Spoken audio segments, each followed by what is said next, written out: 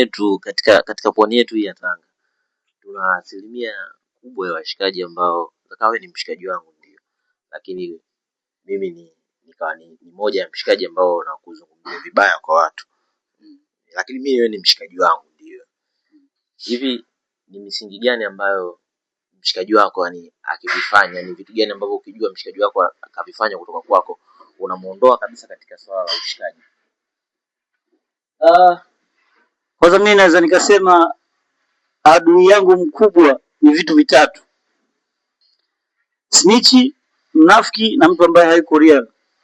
Yaani nazungumzia kwamba mtu ambaye haeleweki, hana misimamo.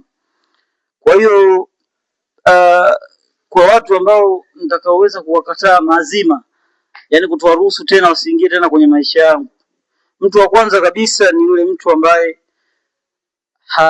hanitafuti bila kuona benefit yoyote.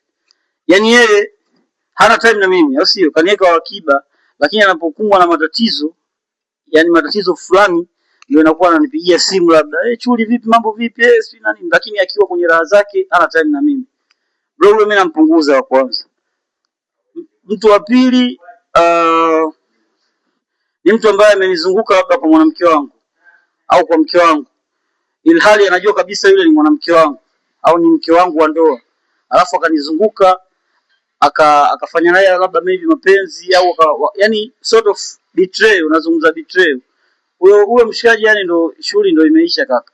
Hata aje na wale watu waliokaa na mtume yani yani sito reconciliate, yani mimi naye ndo imeisha.